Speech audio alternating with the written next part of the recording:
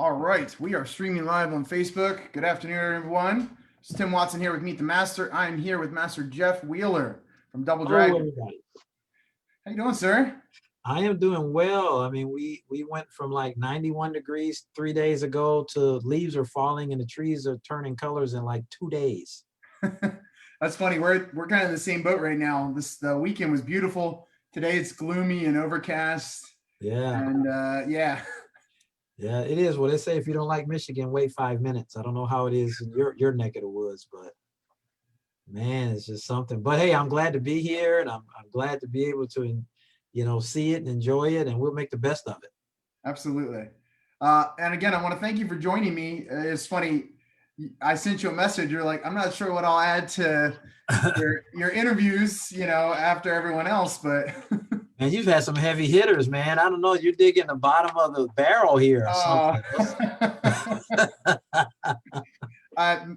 I joked with Master Setianto. I like to swing for the fences, so I'll ask. Right, At the very least, you say no, and I move on. So right. I didn't want to say no. I want everybody to know, hey, we're over here. that's Hey, great.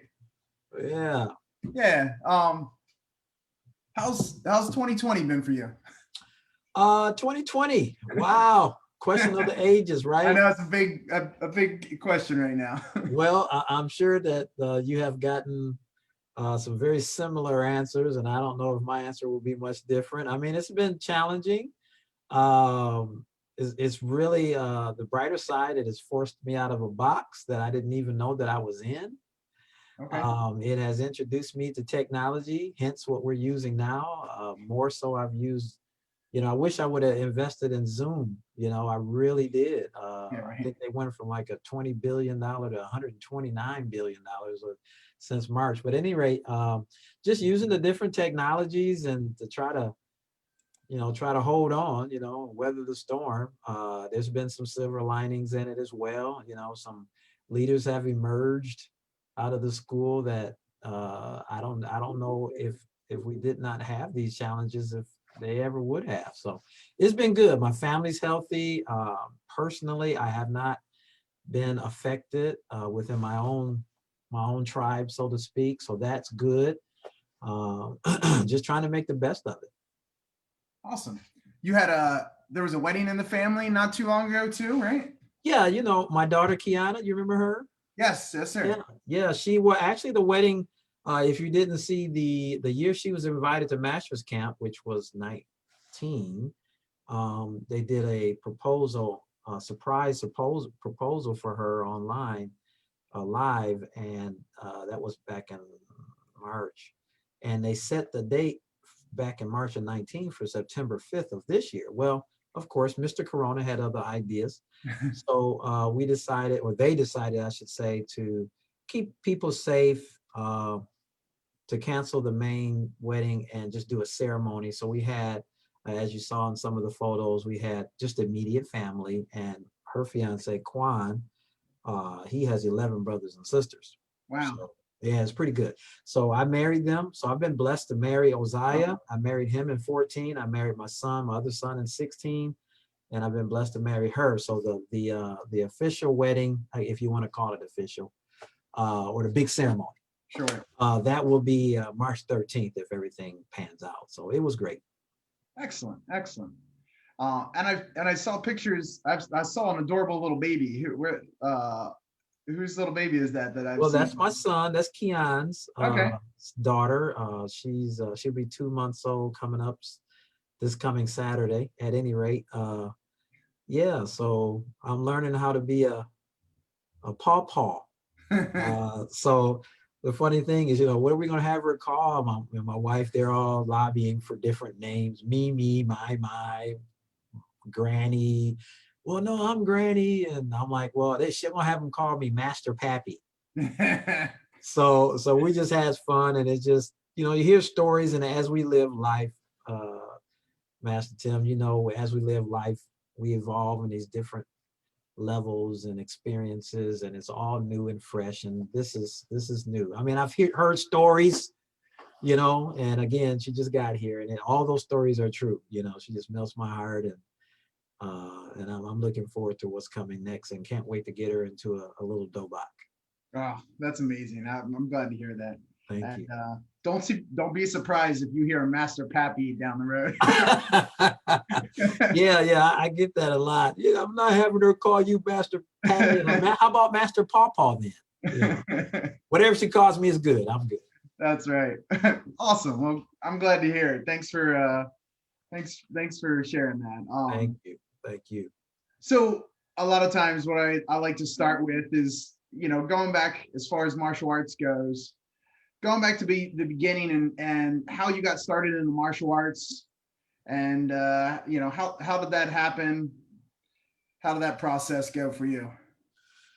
Well, I mean, I don't have the colorful past as many. When I say that, I don't go back to the early days of Grandmaster Shin and the World Tang Soo Do Association, but everybody has a story, right? So basically, I'm 17, 18 years old, watching Jackie Chan and Bruce Lee, and go outside and sparring with my buddies and get a black eye or bloody lip.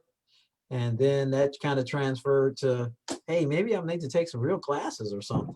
And took some classes locally, a few intros here and there. And that turned into falling in love with the martial arts in the 80s. And then life happened, right? I began training with a young man, Lamar Davis, and he was actually that's when the Arnis craze hit, 86, 87, 88, 89, around in there. And I actually started training with him. And I was actually promoted by Professor or Grandmaster Remy Precies. Okay. In the Filipino system back in like 88. And just kind of evolved from there. And one thing led to another. A good friend of mine, Mike Wilson, who was an open circuit guy, he was connected with Jackie King, who was, when you mentioned karate in our town, it was Jackie King.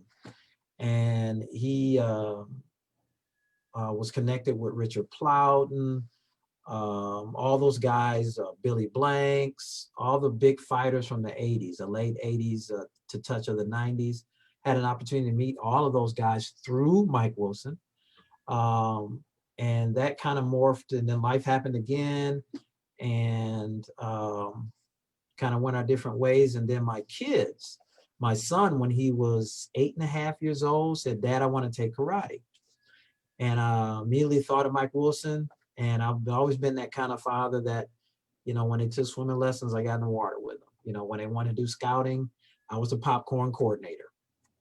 I was a cookie salesman. I did all the badge work. And I said, man, I'm done with karate, but I'll do it with him. And one thing led to another. And we rejoined with Mike Wilson at the time, who had broken away from his other instructor. He was a fourth dan and one system and a fifth and another at the time. And that was, we're talking, 98, 97. And one thing led to another. And then my wife would say, when you guys would leave, Keon's twin sister, Kiana, the one, would cry. Like, how come I can't go? And I'm like, sometimes us as guys, we're not the smartest people in the world. So I'm like, I just wanted something to do with my boy, And I was like, well, of course she can come. Well, fast forward to 2020, they all got their chodans. When Keon went to college in 08 after he graduated high school, he fell in love with the college life, got involved in his frat. And Kiana's still with me. And she's running this school, Linden Lower location where I'm at right now. And she's a master's candidate. And she encouraged her younger sister, who's a beast, Kiera, and that's pretty much my story. Mike Wilson got me my start.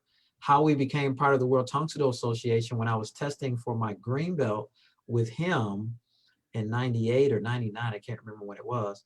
And this big guy came in, looked like Fred Flintstone, and his name was Matt Oakes. And they, karate world is a small world, right? So they all knew each other from the open circuit and when they were with whoever they were with at the time. And unbeknownst to me, Mike had brought him in to see his students because Mike Master Wilson wanted us to have a better future in martial arts, and that was kind of a sneak preview. Well, right after that, we joined the World Association in '99, and that's when I met Grandmaster Shin, and I haven't looked back since. I've met both the Grandmaster Kims. I've been in. I come up through the open circuit. That's where I come up through, and where it was just mostly fighting, Right. And when I got a hold of this World Tang Soo Do Association, I knew I had something special. So I'm here to stay. You can't get rid of me. That's excellent, and I'm sure there are stories otherwise, but every story I've heard from doing these interviews is people come in and then they stay for that family atmosphere. Absolutely.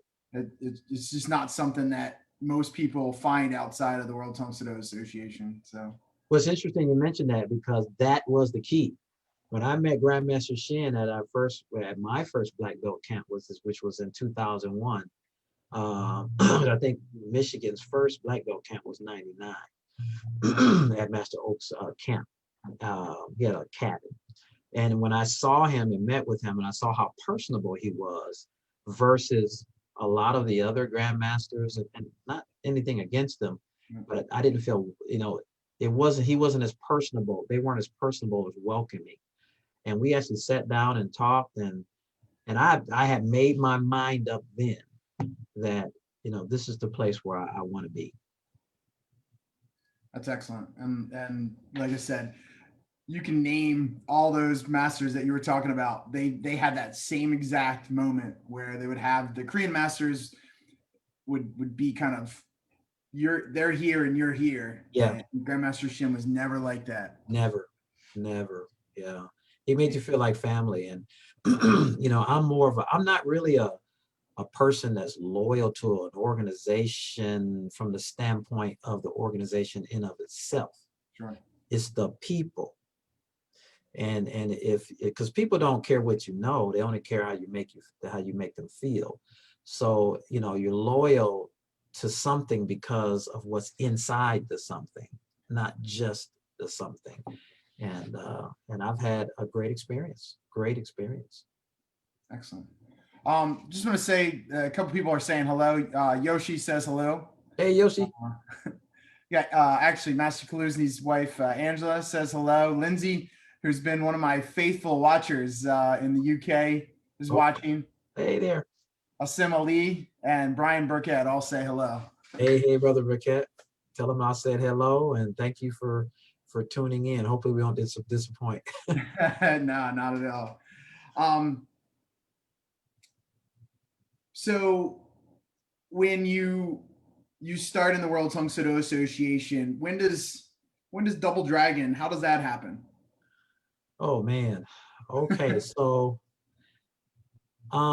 again, I trained with Master Wilson, and he was also a part of the world, and then he made a left-hand turn, and I just decided I wasn't going anywhere. So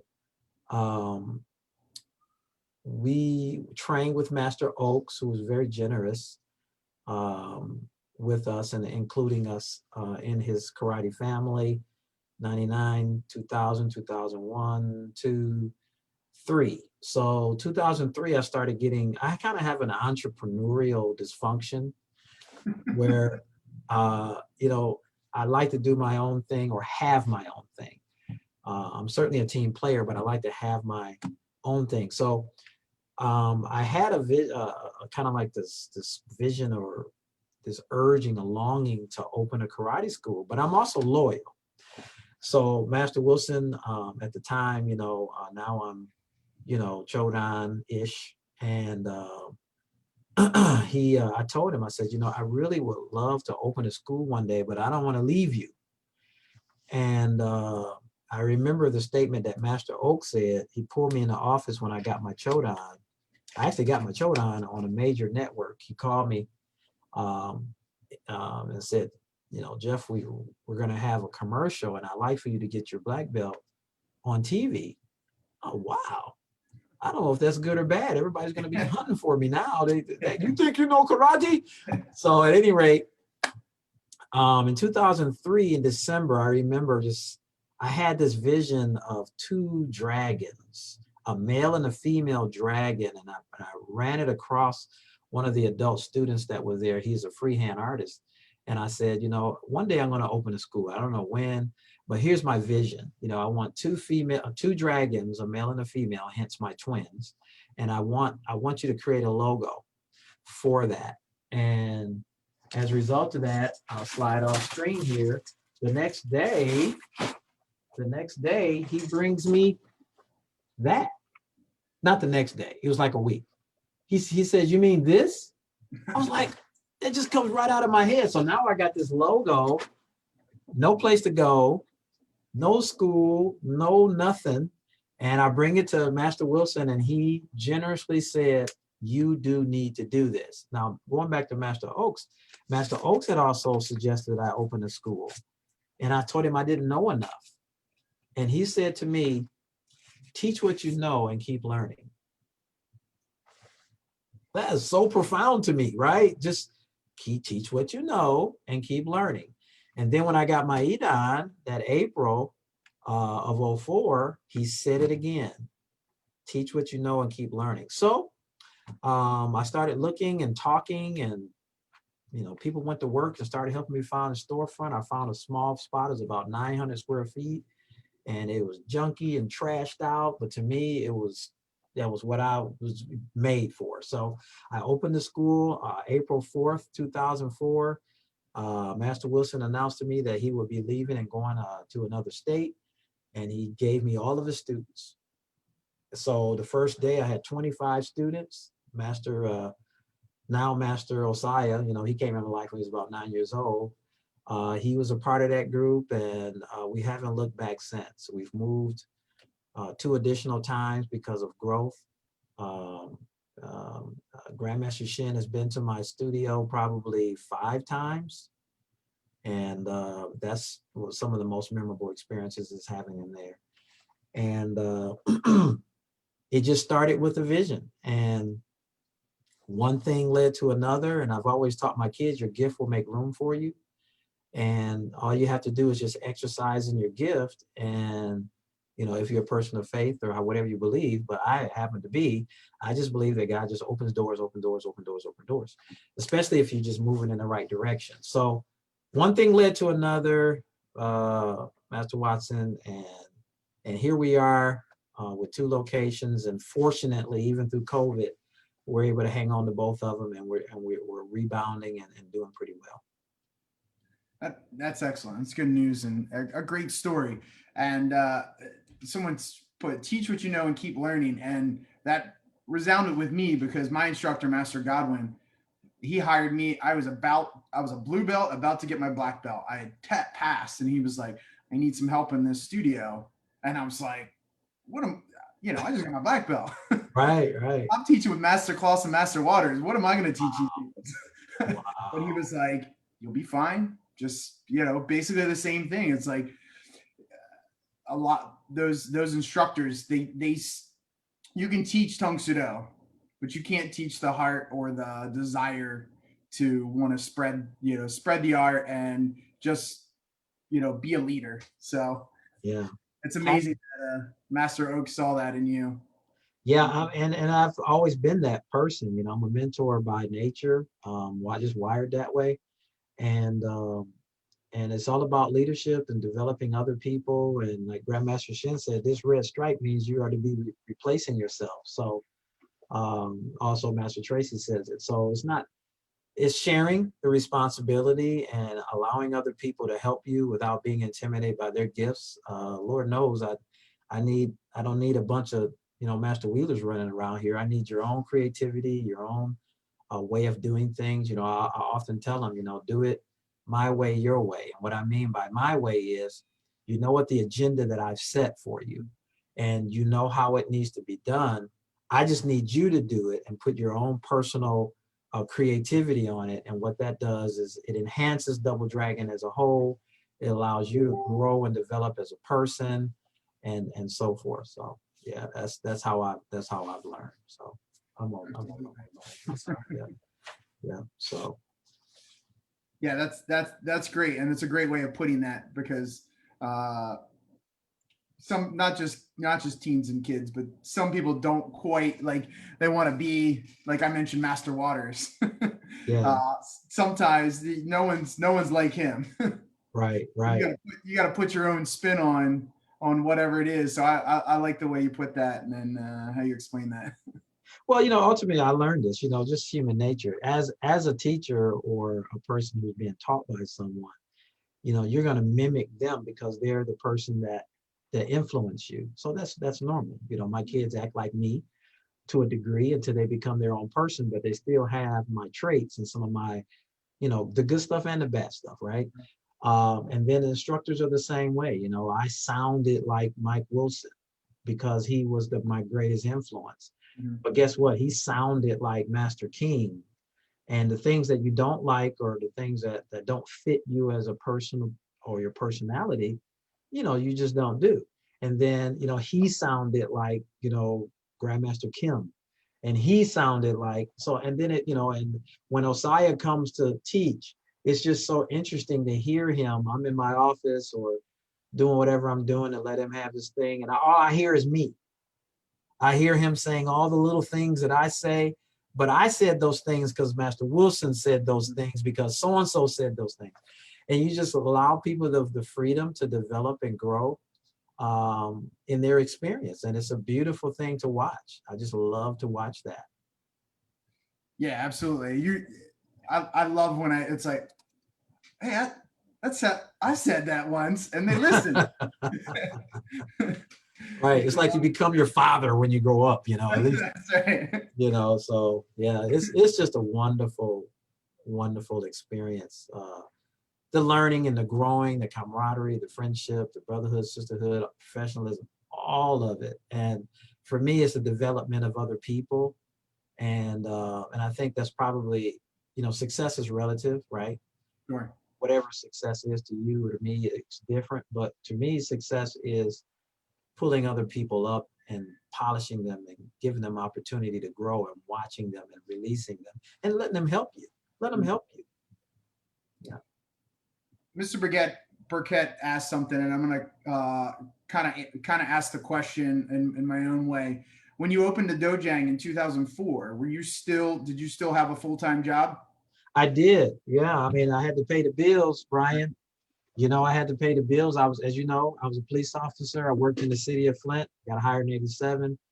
I retired 10 years ago, and then I did a couple, 2.5 years for a college. The college has their own police department. So yes, I mean, I was working as an investigator. I worked 55 hours a week minimum, and but I had Osiah. Later, it was Kiana. Even as young people, I mean, they had old souls, and the school was relatively small during that time. So if I couldn't make it, I knew that Osiah and Kiana and a couple others would always be there. So yes, I worked 7 to 7, 7 to 9 some days. Some days I didn't make it to the studio, but I knew that it was run well, and because I gave them opportunity to learn. So, in addition to that, I did after school karate programs, of which those two individuals, Kiana and Osiah, and a couple others, as they grew older, began to take that charge as well. So, yes, I worked full time. Because full time karate, is 5:30 to 8:30 or 9, right? I Right. didn't run day classes. Our community, I couldn't support a day class because everybody's working first shift or second shift or whatever. So yeah, ran a full-time school while working full time. Before you had the Dojang, what were the opportunities you had as a police officer to mentor and help the community, the people that you would eventually help through martial arts? How were you doing that? Before martial arts happened. Well, the interesting part of my career is that I was in the school system. We're working with the school system. We called them liaison officers. They later changed the term to school resource officers. Flint, Michigan was one of the first places in the country to do a school resource program, and basically cops in schools. So it put me in contact with where my passion was, which is young people. So my passion wasn't to be the police. My passion was to be in the presence of people. And police work put me in, you know, I'm not the mirror guy with the mirror sunglasses and walking around with the toothpick in his mouth and ready to arrest everybody. That never been my forte, never. I hated arresting people, but it was part of my job and I did it well. But when I got promoted and I worked in the school system, then I had a shift because I was working with young people. And then, of course, now you start seeing things that you never really saw before. When you're on the street, you see the aftermath of the bad decisions, but in the schools, you have an opportunity to get ahead of it. So I created different programs, you know, most improved student. You know, what about the kid that got all E's, but now he's getting D pluses and C minuses? That's the kid that gets washed under the rug every single time.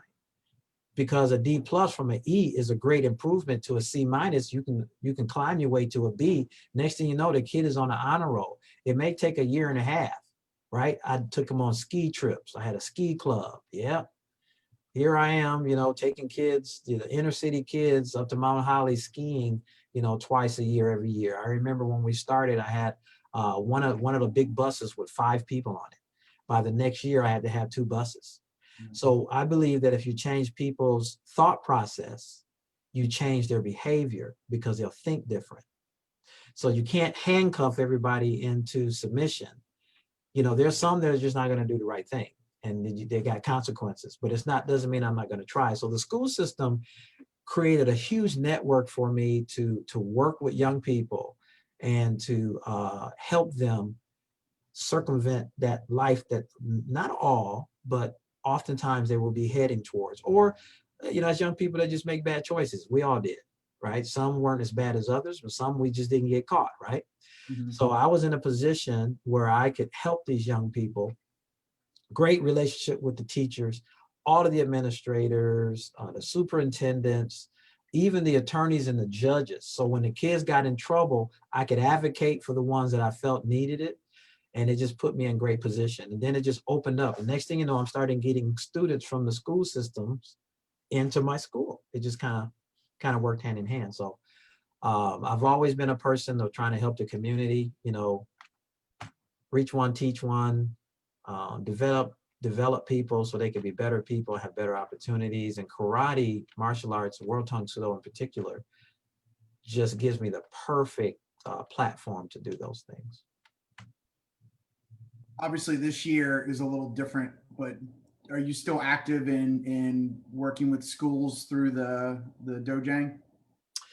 That's a good question. The answer may not be what you think. Now, so I started working in the after school program with Master Wilson in 2001. And it was a great opportunity again for me to share and interact with young people and influence them. Time went on. So then I passed the baton pretty much to Osaya, Kiana, another young man, Nigel. And then as we begin to develop leaders in the school, now I have adults who are going all over. So we did every school in the district and even outside of our district. We're the #1 vendor, period, in the school district. You know, everybody wanted to be a part of because we teach character-based karate. I even had an opportunity this school year, starting last school year, 18-19, 19-20, to be hired in the schools. So I had 2 full-time programs running all day from 8:30 to 2:30 in 2 schools. So I did one. I had another instructor help me with that. And then I had another instructor that I groomed and she was running another one. So 2020 has been a good year in the sense that, or 19 into 2020, that we have kind of stretched and broadened our horizons into the school system. But of course, then Mr. COVID hit and that kind of derailed some of that stuff. But what it did was it just increased my Zoom and my presence on the live, you know, teaching. So I did programs out of our city, 60 miles away on Zoom. I've done Boys and Girls Club on Zoom. I'm actually Zoomed out, actually. I don't know. As we talk on Zoom. Man, I don't want to, man, I'm so tired of Zoom. But anyway, I mean, it's just what we have to do. I mean, I did 312 classes I counted from March 16th when we closed our doors until my instructors started filtering back in. Right. And, but 2020 has been very challenging and, but it's had some positive some positive effects as well. So we have since pulled back from our school presence. Number one, because of the sheer business part of it. We live in an area where Title I money, because of the economy, we're 47% poverty in the city, 26,000 median income in the city. We do have some very nice parts of the city, just like any city. And then we have some parts that I don't recommend you to go, just like many cities. But the economy, it's like a one-trick pony here. It's General Motors. Gotcha. It's either General Motors, you work for the college, or you work for the state, or you have, your Home Depot, restaurant, small business kind of job. So when General Motors tanked, it took jobs, it took opportunities away. So we had to get creative. And one way was to get into the school system. Well, what happens is you condition your clientele, your future clientele, that karate is free. Because it's free through the school, because all this Title I money.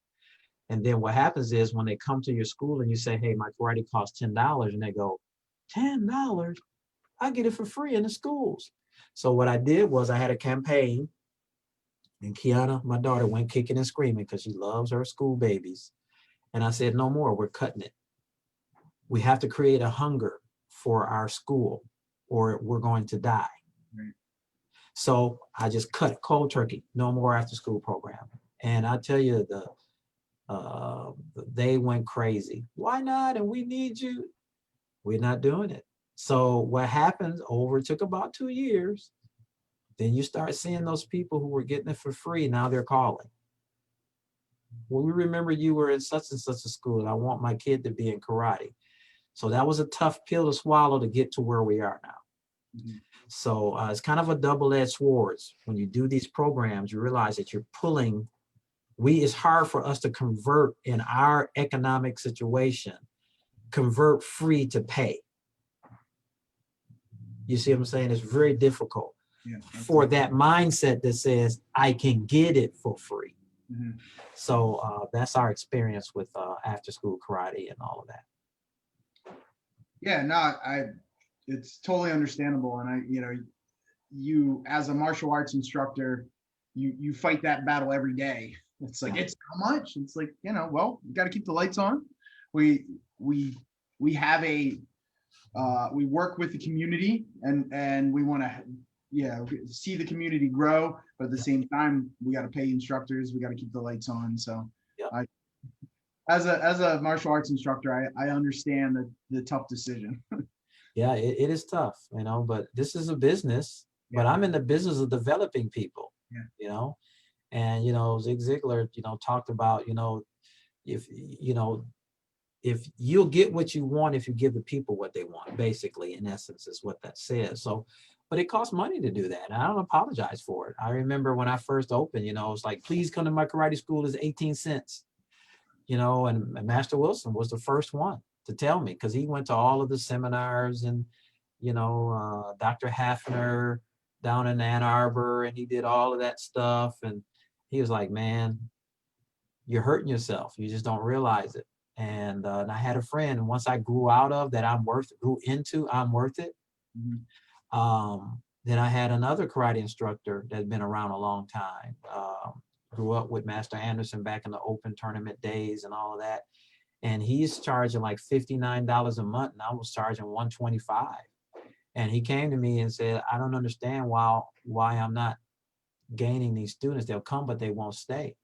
And I says, people don't respect cheap and they disrespect free. They just, it has to have a perceived value attached to it.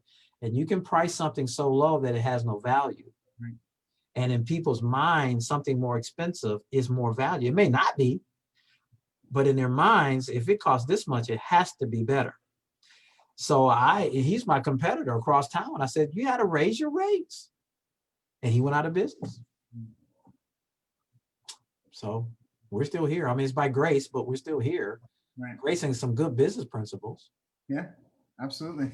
So Helen Jacobson says Master Wheeler would finish his shift and head to the studio in his police uniform. Some of our students didn't know he was an officer. Oh, the expression on their faces. I remember a couple of times walking in with a new student. I walk in with my uniform and I hang my uniform up, and the miles are like, you know, is he coming to get me? I'm like, no, no, no, no, no. Yeah, that's a true statement. Yoshi asks, and you'll have to help me with this. He says, "Do you have any stories of Master Rutherford?" I do. Yeah, my first time meeting Master Rutherford was at the Black Belt Camp in 2001 in Howell, Michigan. That's the only Black Belt camp that Grandmaster Shin came to. And I remember Master Oaks, Master Rutherford was a storyteller, right? Very, very talented martial artist. His wife, Master Hampton, was a jewel. Um, they loved to dance. They loved to hang out and socialize, and we sit around the campfire, and Master Rutherford, would dominate the conversation, just telling these great stories. And Master Anderson. So yeah, I remember one time, he's the reason why I was runner-up 2008 world champion in the senior division. So he came up to the school, Double Dragon, and I had retired from competing in 2007. I had won the regional and the fall tournament like 7 years in a row. So you're talking like 14, 13 cups or something. And even in 2003, before Master Oaks left, Wilson left. I'll get to Master Rutherford in a second. This all ties in. And I was 40 something. And Master Wilson came over to me and said, "Do you want to compete in the adult black belt division?" I said, "I'm too old. That's like, I think 17 or 18 to 34 or something." I'm like 42. And he went over there, and Master Rutherford was part of the conversation. And they looked over at me, and all of a sudden I got like chills running down my spine. I'm like, "I'll get my butt kicked by these guys." Well, long story short, I went and I won the cup. Right? Master Rutherford came over to me and called me all kind of, "You old man, you should be ashamed of yourself, whooping up on these guys," and blah, blah, blah. And he never let me live it down. So in 2007, I stopped competing. And it just got to a point where, okay, let's let someone else enjoy. I'm going to sit back and just kind of kick back. So my kids said, "Your students have never seen you compete at a world level." At that point, that group of kids that we had. So I started training for the World Championships in 2008, the last one we had in Florida. And I started in like January and train. I think I took 2 golds. I think it was either a bronze or a silver. At any rate, I said that to say, I called Master Rutherford in. I said, "I need you to come look at my Kun. And he says, okay. So he came in and I did my Kun and he kind of had that look. I was like, oh crap. And he says, "Don't do it. You're not ready. Your timing is not right. And remember, you're an old man now." And I says, okay. So I took that fuel to fire and I want to go with Kun. And when I came back, I caught him to the school and he came up to the school and he took me to lunch and I slid the gold medal over to him. And I said, "I want to thank you very much for encouraging me, telling me what I couldn't do." So we have some really, really great stories. He motivated me, encouraged me, and mentored me. When it came to my master's promotion, he was so excited and motivated me, encouraged me, and told me he knew that I could do it, and gave me some great advice. And again, that's all part of the World Tang Soo Do. He's just one individual, but it's all part of the World Tang Soo Do Association. Excellent. You gave me a good segue going and talking about the World Championships. I told you earlier, probably the first time I knew of you was seeing you and your daughters sing the anthem. So maybe tell us how that happened and how special. I can't imagine. I have 2 daughters myself, so I can't imagine how special a moment that is to do that. We were at the World Championships, and I want to say it wasn't 6 because 6 was in Anaheim. Right. So it was 8. Okay. No, it wasn't 8. That would have been in Florida. It was 10 because we were in Greensboro 10. And I hear this muffled voice, Master Wheeler, come to the front table. Master Wheeler, come to the front table. Are they talking to me? Master Wheeler, come to the front table. The daughter says, they're calling you. What do they want with me? I go to the front table and Master Tracy, and we need somebody to sing the national anthem. Well, what did you call me for? So I was like, I just instantly got like butterflies instantly. I was like ready to pass out, you know. Now I can't even remember the words to the song. So I'm like, I'm not singing this by myself. So I asked, I walked down the steps, you know, you're familiar with that area, and I walk over, and one of my karate parents said, what did they want? I said, they want me to sing the national anthem. Oh, that's great. I said, I can't remember the words. So she Googles it and sends it to me in a text. And where are you going? I'm looking for Kiana. I'm not crashing and burning by myself. I'm not. So I went and found her and I said, Kiana, we're singing the national anthem. She said, now? I said, now. She said, I don't remember the words. And I said, I got the words right here. So we're up there, and if you look at the tape, you see us looking down at the words while we're singing. We're looking down at the words. Well, that's the honest to God truth. I couldn't have made that up. And then it just every time we had one, they asked us to. Grandmaster Shen's wife requested it a couple of times, and it's just been something we've been invited to do, and it's a great honor. So. And that's how it always happens. It's like, hey, I need you to do this. Hey, here I am. Okay, you get what you pay for. People always, sometimes people ask us like, how did you learn to be an instructor? It's like, I was told to go teach that kid. That's right. I was voluntold. That's right. Yeah. So, I mean, that's it. I don't have any grand stories. That's how it happened. Yeah. We have a couple people saying hi. Master Marco from Sweden says hello. He's the person that I think I sparred in Florida. Oh, no kidding. Yeah, 6'6". Tell him I said hello. Master McCarty also says hello. Hey, Master McCarty. He's a good man. And yes, then Zabari Richardson says hello as well. Oh, yeah. My friend Zabari. Awesome. All good people. Thank you. So, I mentioned I saw you at Worlds at Masters Clinic the first time I was a candidate. You were a second-year candidate. Mm-hmm. And I just remember it being a whirlwind, and I got on the floor that first day and we started training, and there was 2 people that stuck out to me. It was you. It was Dave Mukherjee. Mm-hmm. And the reason for that was you guys led by example. Like, we got on the floor, it was Tang Soo Do time, and you guys just pushed hard the whole time. You didn't have to say anything. All you did was you lead by example.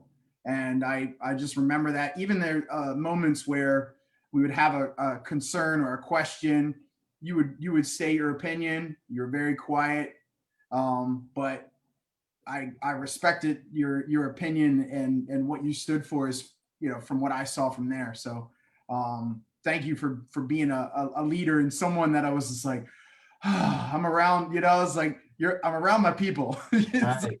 Even though I don't know these people personally, you know, we're all connected, and I it just kind of eased my mind seeing guys like you out there.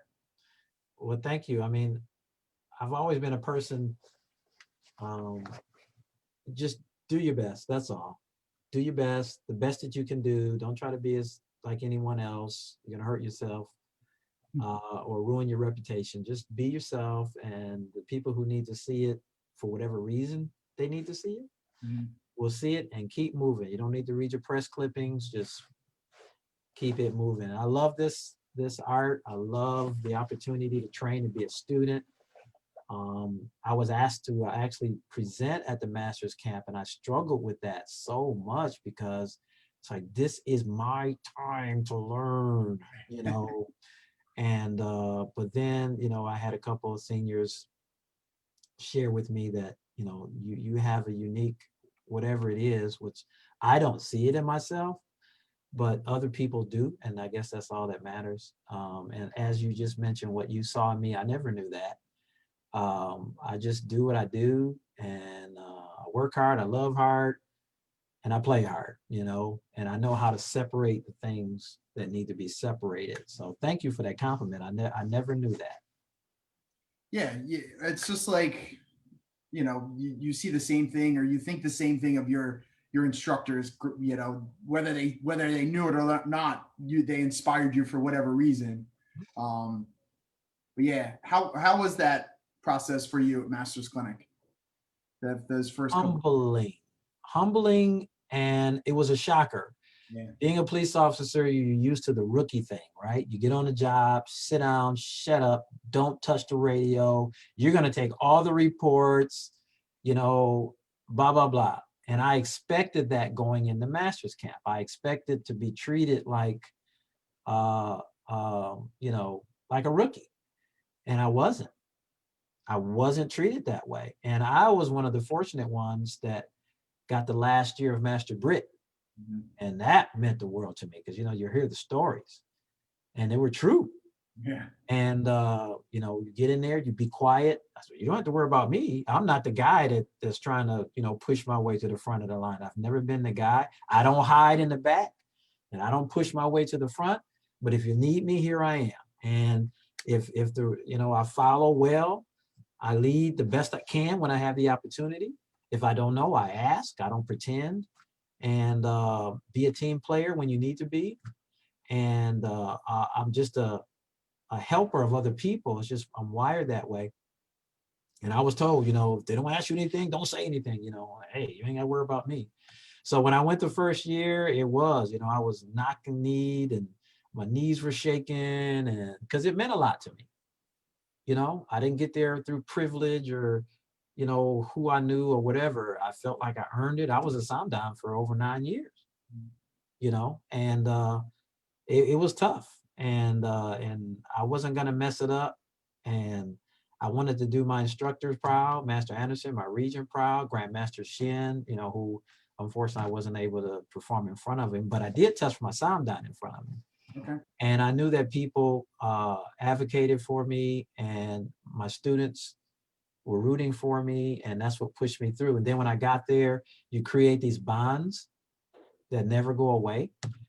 Dave Murkachi, whom I did not know, we instantly became brothers. Instantly became brothers, and some of the others. And you feed off of that energy off of each other. We would talk to each other in the line. And under our breaths, you can do it. Come on, get that kick higher, work harder, snap your punch, deep bend those knees. And then that pushed you through. And then what I saw that was a game changer for me, obviously, when you come in from that first test and everybody's standing in line, man, I couldn't believe it. I couldn't believe it. And another thing that stood out to me that I wanted to emulate, well, first of all, I wanted to be a part of that line for someone else, was the individuals who take the time when we line up on Thursdays and Fridays and Saturdays to take the time to walk through our line, shake our hands, bow to us, give us a high five or a hug, and say words like, I'm glad you're here. Thank you. And that was it for me. Yeah. That was it for me. So, and it hasn't changed. And that's when I really experienced what we call brotherhood. Now, we have our regional thing. Don't get me wrong. We have our regional thing. But this was the world level where people are coming from all over the world. Your Master Khans and Master Greens and all these Master DeMarcos and all these different people that you don't normally see. And it's like a big family reunion with 230 people or so. So, and I'm a person, I wasn't afraid to test. I love to test. Me too. And I don't have test anxiety. It's like, the horse in the stall, let me out. I'm not saying I'm going to do it all right. I'm just saying, let me out. And the proctor, the Puerto Rican master, I can't recall his name, but he was amazing as a proctor. So those are the things that I had. He wanted us to look good. Was it Burgos, Master Burgos? Master Burgos. He wanted us to look good. And I sensed that. It wasn't the arrogance of I'm out front. It was, come on, guys, let's go. And so the whole experience for me, the testing, the nervousness, the camaraderie, the brotherhood, sisterhood, we automatically got the professionalism, the leading by example, getting screamed at by Grandmaster, not Grandmaster Strong so much as it was Grandmaster Baldwin about bend your knees and you call that a horse stance? All that stuff motivated me, So I'm a student by nature. I can lead, but I just love being a student. Absolutely. It's funny when you talked about people going through and saying hello to you. I got goosebumps just thinking about it because I had that same moment, and I just remember in my head it's like when I'm done with this process, I'm gonna do that for every person that's in that line. Like I have to do that because that just got me. It's like, oh man, I know that person. That person just said hello to me. They knew my name. Right. And that was the motivation that you never know what you might say to someone. It might be just that thing that they need. But as long as I'm invited, I'll forever be one of those guys. Absolutely. Master Malbrook, I think you just answered the question, but he asked, which martial art event or events has you feel had a profound effect on you? And obviously that Master's Clinic. It's Master's Camp. I mean, I've done the competition thing. Master Malbrook, you guys know all about that. I mean, I've won belts and cups and this and that and awards. And after a while, you can only win so many. And then it has to be something else, right? Mm-hmm. What's the something else for me is you. Taking the time and say, hey, will you come and share? And oftentimes, I don't come from you had the privilege of coming from like a Master Godwin. He's like the guru, right? I didn't come from that kind of staple. However, it doesn't matter because when I'm around him, he treats me the same. Right. When I'm around Master Malbrook, he treats me the same. And all the other greats that in my opinion, I can't hold a candle to. So I'm just great and gracious and very fortunate and appreciative of being a part of this greatness and the thing that we have where so many things are dividing us in our world, right? And we have to be very careful with how much we allow that to blend into our World Tang Soo Do experience because there's so much divisiveness and separation, be it race or politics or economic or our different beliefs. But here, it's like Switzerland, so to speak. Forgive me, Master Marcos. It's like it's just World Tang Soo Do and brothers and sisters, and this is where I can come and just be myself and not worry about all that other stuff that we have to deal with on a day-to-day basis.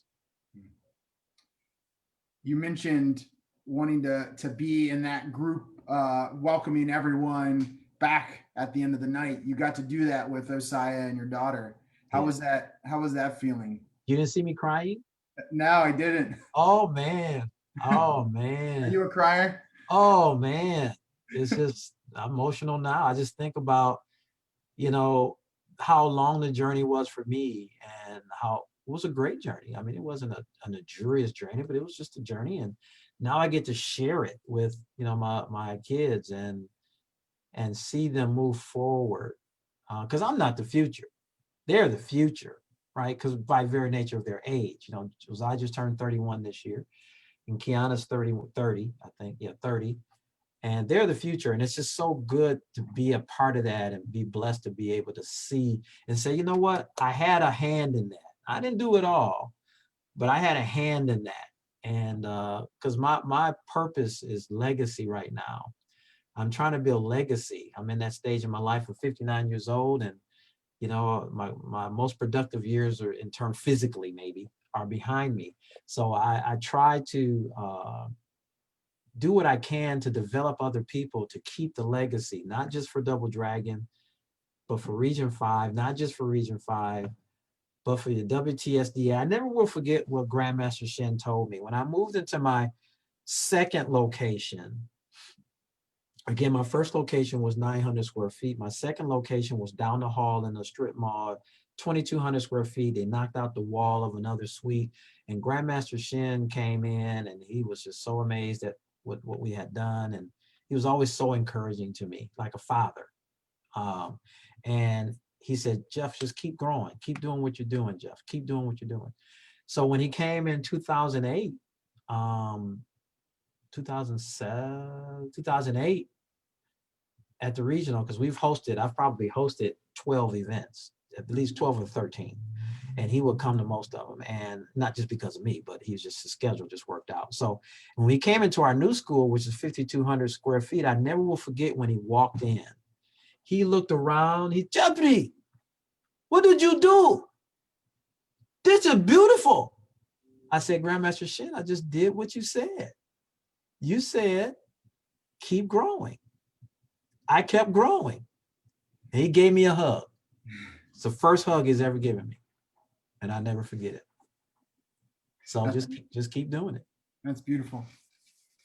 You said a couple minutes ago that your tournament days are behind you, your best days are behind you, and I don't think that's the case. Like you said, you're building your legacy. One of the things that I admire in you is your social media presence in not just the martial arts, but also what's going on out in the world. And I appreciate your voice. And I think a lot of people in the world, Tang Soo Do, like Master Angel Salona said that you're her favorite master she's never met. Oh yeah, I saw that. That one did my heart well. Thank you so much for saying that. He's one of my great friends here in Region 8. Yeah, I appreciate your voice in social media and world Tang Soo Do. What would you say to people who want to do more, whether it's socially or in their dojang? What would you say to them? How do they get more involved in matters outside of the dojang? Because someone once said, if your school closed and you stopped teaching karate in your community, would they miss you? Not miss your karate, right. Would they miss you and what you do? So again, I'm not a press clippings person. I do this and I want, tell me, pat me on my back. I don't need that. Because first of all, when you try to pat me, I'm going to be gone on to the next thing and I'm going to be gone. So, we won a humanitarian award at 16 and all these different things, a studio of the year. And that stuff is so humbling. That was this year, right? Studio of the year? Yes, sir. It was. And it was quite a surprise. I mean, I don't politic. And people who know me know that. I don't politic. I don't brown nose. I don't align myself with people who can do things for me. I'm too busy trying to help people. I don't have time for it. There are people in my community that are hungry. So I find ways to feed them. There are people in my community that need things. So I find a network with people, and what it does, it lifts Double Dragon on a platform that's different. I got proclamations from not only my city for the things that we've done, but from another city in Ohio. I have proclamations from the state for different things. And, I had to have people make me put it up. I mean, I don't care. I mean, I care. Don't get me wrong. Thank you. I appreciate it. But I don't have time to be buffing on a frame because people need help. So I'm helping. So as a result of that, you get noticed by helping, but it's always surprises me when someone says, they have to remind me, you remember when I forgot. I did that. You remember when you said, I forgot. I'm just keep moving. I just got an award from the city that my school is in. Studio of the year and business of the year and blah, blah, blah. And blah, blah, blah. That's nice. We'll put the plaque up later one of these days. But make yourself known in the community, in the school, and not just for winning students, not just for earning students. That's going to come. Just find a need and feel the need. And don't do it for everybody to see you. I'm a good guy behind the scenes. You can put a curtain in front of me and I don't care. And I know everyone's not like that. But if there's a need, find how you can feel that need in your community, in your school district, and not always look for a personal gain, because you're going to get what's coming to you. One way or the other, you're going to get what's coming to you. So that's it for me. I just want to help people, bless people. And I'm a giver, and I have had to learn through the years, Master Tim, how to receive. I'm not a real good receiver, but I learned that receiving requires humility. Mhm. Giving can create pride. And I had to take a look in the mirror. I knew I wasn't giving for pride, but I knew I wasn't a good receiver. People want to give to me or share with me, and I was no. And then I learned that, like the scriptures say, it's better to give than to receive. Well, the context is it's better to be in a position of giving than a position of receiving. But if a person doesn't give, then there's ever no receiving. So I'm still working on the receiving part. I'm going to keep giving and making sure that it's from a humble place and a place that's good and a place of love and sincerity, and hope people receive it in the manner that it's given. That's all I can say. Find a need and fill it for the right reasons and keep on moving. Absolutely. I, we're at an hour. I think that's a perfect place to stop. Um, there's a lot of great stuff. One of my friends and students said, her name is Leslie. Wow, this interview is so inspiring. I'm taking notes now, and it's definitely one of those. I need to go back, and you dropped little pieces of knowledge, and I don't like hearing my own voice, but I'm gonna have to go back and listen again. So thanks for joining me, sir. I really appreciate it. Master Tim, I am so honored that you would even consider me, and whoever's out there in Facebook land, I wish you guys peace and health, and let's keep training, let's keep doing this, and let's keep pushing forward. We're going to beat this thing, and we're going to bounce back better than ever. So thank you so much. All right, sir. Tang Soo. Tang Soo.